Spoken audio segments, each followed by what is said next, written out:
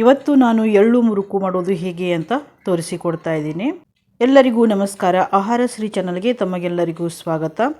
ಹಾಗಿದ್ರೆ ಬನ್ನಿ ಎಳ್ಳು ಮುರುಕು ಮಾಡೋದು ಹೇಗೆ ಅಂತ ನೋಡೋಣ. ಅದಕ್ಕೆ ಬೇಕಾಗುವಂತಹ ಸಾಮಗ್ರಿಗಳನ್ನು ನೋಡಿಕೊಂಡು ಬರೋಣ. ಇಲ್ಲಿ ನಾನು ಎಳ್ಳು ಮುರುಕು ಮಾಡಲಿಕ್ಕೆ ಅಕ್ಕಿ 6 ಕಪ್ಪಷ್ಟು ತಗೊಂಡಿದ್ದೀನಿ. ಹಾಗೆಯೇ ಹುರಿಗಡಲೆ 2 ಕಪ್ಪಷ್ಟು, 1 ಕಪ್ಪಷ್ಟು ಎಳ್ಳು, ಹಾಗೆಯೇ 1 ಕಪ್ಪಷ್ಟು ಉದ್ದಿನಬೇಳೆ, 10 ರಿಂದ 12 ಒಣಮೆಣಸಿನ್ಕಾಯಿ, ಇಲ್ಲಿ 1.5 ಟೀ ಸ್ಪೂನಷ್ಟು ಜೀರಿಗೆ, ಹಾಗೆಯೇ ಅರ್ಧ ಟೀ ಸ್ಪೂನಷ್ಟು ಹಿಂಗು, ರುಚಿಗೆ ತಕ್ಕಷ್ಟು ಉಪ್ಪು. ಇವೆಷ್ಟು ನಾವು ಎಳ್ಳು ಮುರುಕು ಮಾಡಲಿಕ್ಕೆ ತಗೊಂಡಿರುವಂಥ ಸಾಮಗ್ರಿಗಳು. ನಾನು ಎಲ್ಲನೂ ಈ ಕಪ್ಪಿನ ಅಳತೆಯಿಂದನೇ ತಗೊಂಡಿದ್ದೀನಿ. ನೀವು ಯಾವ ಕಪ್ಪಿನ ಅಳತೆಯಿಂದನೂ ತಗೋಬಹುದು. ಈ ಅಕ್ಕಿಯನ್ನು ನಾವು ತೊಳೆದು ಚೆನ್ನಾಗಿ ಒಣಗಿಸಿ, ಇದನ್ನು ಅಂದರೆ ನೆರಳಲ್ಲಿನೇ ಒಣಗಿಸಿ ಒಂದು ತಾಸು ನೀವು ಹೊರಗಡೆ ಬಿಸಿಲಲ್ಲಿ ಹಾಕಬಹುದು. ಹಾಕಿ ಇದನ್ನು ಒಣಗಿಸಿ ನಾವು ಹುರಿಬಾರ್ದು, ಹಾಗೆಯೇ ನಾವು ಇದನ್ನು ಮಿಲ್ಲಿಗೆ ಕೊಟ್ಟು ಬೀಸ್ಕೊಂಬರಬೇಕು. ಅದರ ಜೊತೆಗೆ ಈ ಬೇಳೆಯನ್ನು ಕೂಡ ನಾವು ಬೀಸ್ಕೊಂಡು ಬರಬೇಕು. ಈ ಬೇಳೆ ಸ್ವಲ್ಪ ಹುರಿಬೇಕು, ಬಹಳ ಕೆಂಪಾಗುವವರೆಗೂ ಹುರಿಬಾರ್ದು. ಈಗ ಅದೇ ಉದ್ದಿನ ಬೇಳೆಯಲ್ಲಿ ಈ ಹುರಿಗಡಲೆಯನ್ನು ಕೂಡ ಹಾಕ್ತಾಯಿದ್ದೀನಿ. ಹಾಗೆಯೇ ಈ ಒಣಮೆಣಸಿನ್ಕಾಯನ್ನು ಕೂಡ ಇಲ್ಲಿ ಹಾಕ್ತಾಯಿದ್ದೀನಿ. ಒಣಮೆಣಸಿನ್ಕಾಯಿ ಅದರ ಜೊತೆಗೇ ಹಾಕಿ ಹುರ್ಕೋಬೇಕು. ಇಲ್ಲ ನೀವು ಸಪ್ರೇಟಾಗಿಯೂ ಕೂಡ ಹುರಿಯಬಹುದು. ಈ ಒಣಮೆಣಸಿನ್ಕಾಯಿ ನಾನು ಇಲ್ಲಿ ಸ್ವಲ್ಪ ಖಾರ ಇರೋ ಮೆಣಸಿನ್ಕಾಯಿನೇ ತೊಗೊಂಡಿದ್ದೀನಿ. ನೀವು ಗುಂಟೂರು ಮೆಣಸಿನ್ಕಾಯಿ, ಮನ್ಕಟ್ಟು ಮೆಣಸಿನ್ಕಾಯಿ ಅಂತ ಹೇಳ್ತಾರೆ ನೋಡಿ, ಆ ಮೆಣಸಿನ್ಕಾಯಿನೂ ಕೂಡ ಇಲ್ಲಿ ನೀವು ಹಾಕೋಬಹುದು. ನಾನಿಲ್ಲಿ ಇದು ಕಡ್ಡಿ ಮೆಣಸಿನ್ಕಾಯಿ ಅಂತಾರೆ ನೋಡಿ, ಆ ಮೆಣಸಿನ್ಕಾಯಿನ ಇಲ್ಲಿ ಹಾಕ್ಕೊಂಡಿದ್ದೀನಿ. ಮತ್ತು ಬೇಳೆ ಏನಿದೆಯಲ್ಲ ನೋಡಿ, ಈ ರೀತಿಯಾಗಿ ಸ್ವಲ್ಪ ಕೆಂಪಾದರೆ ಸಾಕು. ಈ ಬೇಳೆ ಏನಿದೆಯಲ್ಲ ಒಂದು ಕಾಟನ್ ಬಟ್ಟೆ ಮೇಲೆ ಹಾಕಿ ಅದನ್ನು ಸ್ವಲ್ಪ ಒರೆಸಿ ತಗೊಳ್ಳಿ. ಯಾಕೆಂದರೆ ಪೌಡ್ರ್ ಎಲ್ಲ ಹಾಕಿರ್ತಾರೆ, ಪೌಡ್ರ್ ಹಾಗೆ ಇರುತ್ತೆ, ಅದಕ್ಕೋಸ್ಕರ ಸ್ವಲ್ಪ ಒರೆಸಿ ತಗೊಳ್ಳಿ.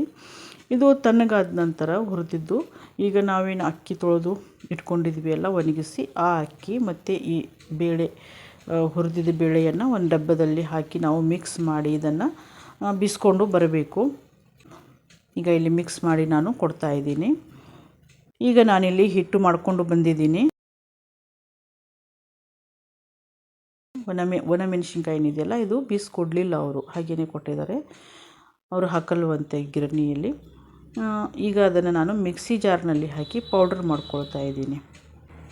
ಮಿಕ್ಸಿ ಜಾರ್ನಲ್ಲಿ ಇದನ್ನು ನೈಸಾಗಿ ಪೌಡರ್ ಮಾಡ್ಕೋಬೇಕು. ನೋಡಿ, ಇಲ್ಲಿ ನಾನು ಈ ರೀತಿಯಾಗಿ ಪೌಡರ್ ಮಾಡ್ಕೊಂಡಿದ್ದೀನಿ.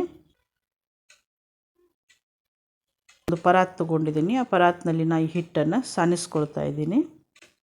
ಎಲ್ಲ ಹಿಟ್ಟನ್ನು ಸಾನಿಸ್ಕೊಂಡಾದಮೇಲೆ ನಾವೇನು ಮಿಕ್ಸರ್ನಲ್ಲಿ ಪೌಡ್ರ್ ಮಾಡ್ಕೊಂಡಿದ್ವಲ್ಲ ಒಣಮೆಣಸಿನ್ಕಾಯಿ, ಆ ಮೆಣಸಿನ್ಕಾಯಿ ಪೌಡರನ್ನು ಇಲ್ಲಿ ಹಾಕ್ತಾಯಿದ್ದೀನಿ. ಹಾಗೆಯೇ ಜೀರಿಗೆ, ನಾನು ಇಂಗ್ರೀಡಿಯೆಂಟ್ಸ್ ತೋರಿಸ್ಬೇಕಾದ್ರೆ ಓಂಕಾಳನ್ನು ತೋರಿಸಲಾಗಿದೆ. ಓಂಕಾಳು ಇಲ್ಲಿ 1 ಟೀ ಸ್ಪೂನಷ್ಟು ತೊಗೊಂಡಿದ್ದೀನಿ. ಅದನ್ನು ಕೈ ಮೇಲೆ ಹಾಕಿ ತಿಕ್ಕಿ ಇದರಲ್ಲಿ ಹಾಕ್ತಾಯಿದ್ದೀನಿ. ನೀವು ಬೇಕಿದ್ರೆ ಹಾಕ್ಬೋದು, ಇಲ್ಲ ಜೀರಿಗೆ ಅಷ್ಟೇ ಕೂಡ ಹಾಕಿ ನೀವು ಮಾಡ್ಕೋಬಹುದು. ಈಗ ಇದರಲ್ಲಿ ಬಿಳಿ ಎಳ್ಳು 1 ಬೌಲಷ್ಟು ಬಿಳಿ ಎಳ್ಳು, ನೀವು ಹೆಚ್ಚು ಬೇಕಾದ್ರೂ ಹಾಕ್ಬೋದು, 2 ಬೌಲಷ್ಟು ಅದು ಬಿಳಿ ಎಳ್ಳು ಹಾಕಬಹುದು. ಏಕೆಂದರೆ ಹೆಸರೇ ಹೇಳೋ ಹಾಗೆ ಎಳ್ಳು ಮುರುಕು ಇದು, ಎಳ್ಳು ಹೆಚ್ಚಿದ್ರೇ ಚೆನ್ನಾಗಿರುತ್ತೆ. ಈಗ ಇದರಲ್ಲಿ ರುಚಿಗೆ ತಕ್ಕಷ್ಟು ಉಪ್ಪನ್ನು ನಾನು ಸೇರಿಸ್ಕೊಂಡಿದ್ದೀನಿ. ಹಾಗೆಯೇ ಸ್ವಲ್ಪ ಅರಿಶಿನ, ಹಾಗೆಯೇ ಹಿಂಗು ಇಲ್ಲಿ ಹಾಕ್ತಾಯಿದ್ದೀನಿ. ಹಾಕಿ ಇದನ್ನು ಚೆನ್ನಾಗಿ ಮಿಕ್ಸ್ ಮಾಡಿಕೊಳ್ಳಿ. ನಾನು ಇಷ್ಟು ಹಿಟ್ಟಿಗೆ 2.5 ಟೀ ಸ್ಪೂನಷ್ಟು ಇಲ್ಲಿ ಉಪ್ಪನ್ನು ಸೇರಿಸಿದ್ದೀನಿ. ಮತ್ತು ಇಲ್ಲಿ ನಾನು ಎಣ್ಣೆ ಎಷ್ಟು ತೊಗೊಂಡಿದ್ದೀನಿ ಅನ್ನೋದನ್ನು ಹೇಳ್ತೀನಿ ನಿಮಗೆ. ಎಣ್ಣೆ ಸ್ವಲ್ಪ ಬಿಸಿ ಮಾಡಿ ಈ ಹಿಟ್ಟಿಗೆ ಸೇರಿಸಬೇಕು. ಈಗ ನಾನು ಇದನ್ನು ಕೈಯಿಂದನೇ ಮಿಕ್ಸ್ ಮಾಡ್ಕೊಳ್ತೀನಿ. ಕೈಯಿಂದ ಮಿಕ್ಸ್ ಮಾಡಬೇಕಾದ್ರೆ 2 ಕೈಯಿಂದ ಚೆನ್ನಾಗಿ ಮಿಕ್ಸ್ ಮಾಡಿಕೊಳ್ಳಿ. ನಾವು ಈ ರೀತಿಯಾಗಿ ಮುಷ್ಟಿ ಮಾಡಿದಾಗ ಅದು ಉಂಡೆ ಥರ ಆಗಬೇಕು, ಅಲ್ಲಿವರೆಗೂ ನಾವು ಎಣ್ಣೆಯನ್ನು ಹಾಕಿ ನಾವು ಮಿಕ್ಸ್ ಮಾಡ್ಕೋಬೇಕಾಗ್ತದೆ. ಸ್ವಲ್ಪ ಕಡಿಮೆ ಬಂತು ನನಗೆ ಎಣ್ಣೆ, ಮತ್ತು ನಾನು ಎಣ್ಣೆಯನ್ನು ಇಲ್ಲಿ ಬಿಸಿ ಮಾಡಿ ಹಾಕ್ಕೊಂಡಿದ್ದೀನಿ. ಇಲ್ಲಿ ನಾನು 1 ಬೌಲಷ್ಟು ಇಲ್ಲಿ ಎಣ್ಣೆಯನ್ನು ಸೇರಿಸ್ಕೊಂಡಿದ್ದೀನಿ ಈ ಹಿಟ್ಟಿಗೆ. ಇಲ್ಲಿ ನೋಡಿ, ಈ ರೀತಿಯಾಗಿ ಆಗಬೇಕು.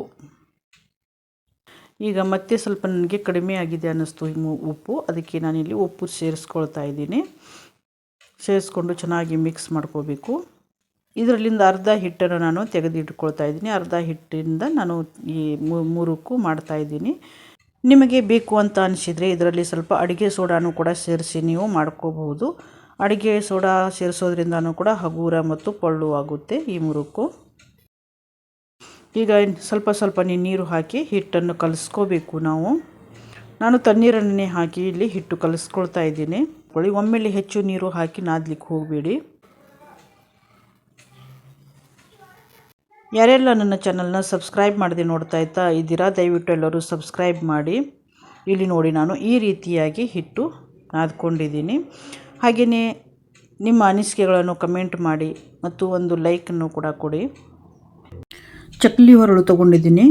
ನೀವು 3 ಹೋಲ್ ಇರುವಂಥ ಚಕ್ಲಿ ಪ್ಲೇಟ್ ಇರುತ್ತೆ ನೋಡಿ, ಅದನ್ನು ಕೂಡ ತೊಗೋಬಹುದು. ನನ್ನ ಹತ್ರ ಅದು ಇಲ್ಲ, ಒಂದೇ ಹೋಲ್ ಇರುವಂಥದ್ದು ಇದೆ. ಹೀಗಾಗಿ ನಾನು ಅದನ್ನೇ ತೊಗೊಂಡಿದ್ದೀನಿ. ನಮಗೆ ಅದರಲ್ಲಿ ಎಷ್ಟು ಹಿಟ್ಟು ಹಿಡಿಸುತ್ತೆ ನೋಡಿ, ಅಷ್ಟು ಹಿಟ್ಟು ತೊಗೊಂಡು ನಾವು ಅದರಲ್ಲಿ ಹಾಕಿ ಚಕ್ಲಿಯನ್ನು ಮಾಡ್ಕೋಬೇಕು. ಇವಾಗ ಸ್ವಲ್ಪ ಕೈಗೆ ಎಣ್ಣೆ ಹಚ್ಕೊಂಡು ಈ ಹೊರಳಿಗೆ ನಾನು ಇಲ್ಲಿ ಹಚ್ಕೊಳ್ತಾ ಇದ್ದೀನಿ. ಇವಾಗ ಎಲ್ಲ ನಾನು ಹೊರಳಿಗೆ ಎಲ್ಲ ಕಡೆಯೂ ಎಣ್ಣೆ ಹಚ್ಕೊಳ್ತಾ ಇದ್ದೀನಿ. ಈಗ ಈ ಹೊರಳಿನಲ್ಲಿ ನಾವು ನಾದ್ಕೊಂಡಿರುವಂಥ ಹಿಟ್ಟನ್ನು ಇಲ್ಲಿ ಹಾಕ್ತಾ ಇದ್ದೀನಿ. ಇದು ಹಿಟ್ಟು ಯಾವ ರೀತಿ ಮಾಡಬೇಕು ಅಂದರೆ, ನಾವು ಚಪಾತಿ ಹಿಟ್ಟು ಮಾಡ್ತೀವಿ ನೋಡಿ, ಅಷ್ಟು ಮೆತ್ತಗಾಗಬಾರ್ದು, ಸ್ವಲ್ಪ ಗಟ್ಟಿನೇ ಆಗಬೇಕು ಚಪಾತಿ ಹಿಟ್ಟಿಗಿಂತ. ಆ ರೀತಿಯಾಗಿ ಮಾಡಿಕೊಂಡು ನಾವು ಚಕ್ಲಿಯನ್ನು ಮಾಡ್ಕೋಬೇಕು. ಎಣ್ಣೆ ಕಾಯಲಿಕ್ಕೆ ಇಟ್ಕೊಂಡಿದ್ದೀನಿ ನಾನು. ಈಗ ಎಣ್ಣೆ ಕೂಡ ಇಲ್ಲಿ ಬಿಸಿಯಾಗಿದೆ. ಈಗ ಈ ಬಿಸಿಯಾಗಿರೋ ಎಣ್ಣೆಯಲ್ಲಿ ನಾವು ಈ ಚಕ್ಲಿಯನ್ನು ಬಿಡಬೇಕು. ಬಿಟ್ಟು ನಾವು ಮೀಡಿಯಮ್ ಉರಿಯಲ್ಲಿನೇ ಇದನ್ನು ಕರಿಬೇಕಾಗ್ತದೆ.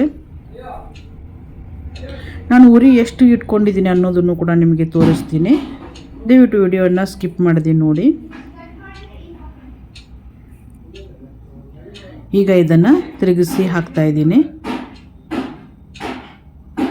ಚೆನ್ನಾಗಿ ಕರಿಬೇಕಾಗ್ತದೆ. ಇದು ಗರಿ ಗರಿ ಆಗಬೇಕು ಚಕ್ಲಿ. ಈ ಚಕ್ಲಿ ಕರಿಲಿಕ್ಕೆ ನಮಗೆ ಒಂದು 5 ನಿಮಿಷನಾದರೂ ಬೇಕಾಗುತ್ತೆ. ಇವಾಗ ಇಲ್ಲಿ ನೀವು ನೋಡ್ಬೋದು, ನಾನು ಉರಿ ಈ ರೀತಿಯಾಗಿ ಇಟ್ಕೊಂಡಿದ್ದೇನೆ. ಎಷ್ಟು ಉರಿ ಇಟ್ಕೊಂಡ್ರೆ ಸಾಕು, ಒಂದು 5 ನಿಮಿಷ ನಮಗೆ ಬೇಕಾಗುತ್ತೆ ಚಕ್ಲಿ ಕರಿಲಿಕ್ಕೆ. ಮೀಡಿಯಮ್ ಉರಿ ಇಟ್ಕೊಂಡು ನಾವು ಈ ಚಕ್ಲಿಯನ್ನು ಕರಿಬೇಕು. ನಮಗೆ ಏನಾದರೂ ತಿನ್ನಬೇಕು ಅಂತ ಅನಿಸಿದಾಗ ಈ ರೀತಿಯಾಗಿ ನಾವು ಚಕ್ಲಿಯನ್ನು ಮಾಡಿಟ್ಕೊಂಡ್ರೆ ನಾವು ಟೀ ಟೈಮಲ್ಲಿ ತಿನ್ನಲಿಕ್ಕೆ ತುಂಬ ಚೆನ್ನಾಗಿರುತ್ತೆ. ಇವಾಗ ನೋಡಿ, ಇಲ್ಲಿ ಈ ಎಳ್ಳು ಮುರುಕು ರೆಡಿಯಾಗಿದೆ. ಇದನ್ನು ಒಂದು ಟಿಶ್ಯೂ ಪೇಪರ್ ಮೇಲೆ ತೆಗಿತಾ ಇದ್ದೀನಿ. ಇದೇ ರೀತಿ ನಾನು ಎಲ್ಲನೂ ಇಲ್ಲಿ ಮಾಡ್ಕೊಳ್ತೀನಿ.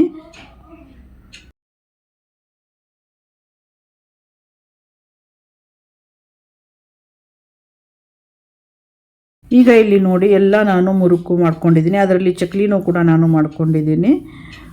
ಈಗ ನೋಡಿ ಯಾವ ರೀತಿ ಆಗಿದೆ, ಎಷ್ಟು ಪೊಳ್ಳಾಗಿದೆ ನೋಡಿ ಚಕ್ಲಿ ಎಲ್ಲ. ನೋಡಿ ಎಷ್ಟು ಚೆನ್ನಾಗಾಗಿದೆ.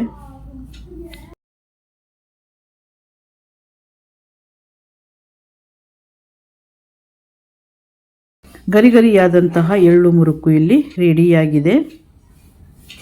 ಎಲ್ಲರಿಗೂ ಧನ್ಯವಾದಗಳು.